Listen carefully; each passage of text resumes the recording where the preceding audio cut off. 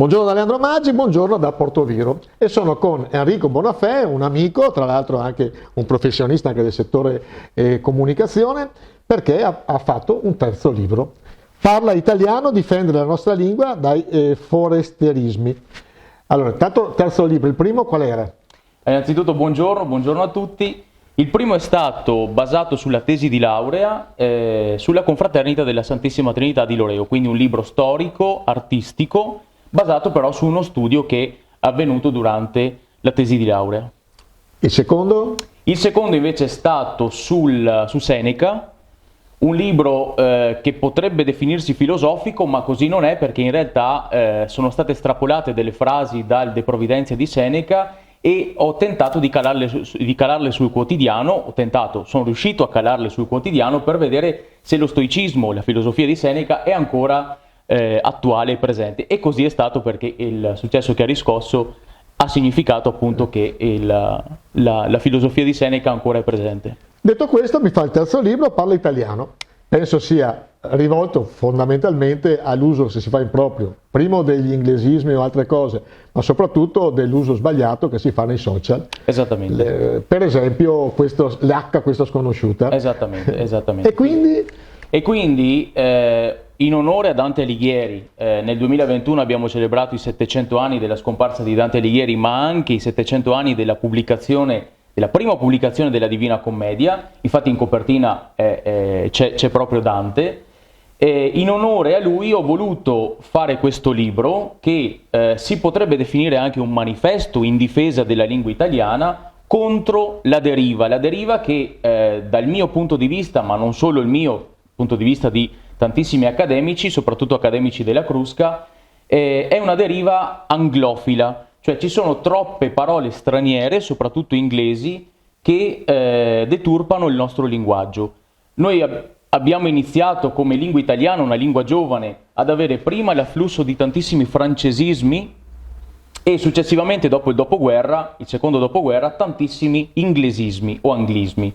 E quindi l'italiano ha bisogno di essere difeso e noi tentiamo, io con questo lavoro modesto e gli accademici della Crusca con altre iniziative, tentano di difendere l'italiano. Ecco, io leggevo in un articolo che si parlava l'uso abbastanza frequente di emoticons, l'uso abbastanza frequente delle abbreviazioni, l'uso abbastanza frequente di scrivere attraverso SMS o WhatsApp e indebolisce anche la maniera di pensare delle persone. Senza dubbio lo studio e la pratica della grammatica e lo studio dell'italiano corretto porta le persone ad avere un modo di pensare diverso, perché se dobbiamo pensare a come coniugare il verbo, a come costruire un costrutto sintattico corretto, usiamo il cervello. Diversamente invece, se utilizziamo immagini, se utilizziamo le faccine, se utilizziamo delle abbreviazioni ricorrenti, il cervello un po' si addormenta. Ecco, secondo lei sarà un libro di nicchia per le persone che sono come lei abbastanza arrabbiate per questa deriva, o potrà arrivare a tutti? Allora, io ho riscontrato che quando abbiamo pubblicato il libro, l'uscita è stata il 1° dicembre, da quel momento in poi c'è stata un'enorme curiosità. Perché? Perché il tema, lo si voglia o meno, è provocatorio. Io all'interno del libro ho inserito un appendice di qualche decina di pagine, si tratta di circa un migliaio di parole. Tutte le parole straniere che usualmente vengono utilizzate nel quotidiano sono state rese in italiano, tradotte in italiano. Quindi uno dice: usualmente io uso marketing, no, qui c'è l'alternativa a marketing. Che sarebbe?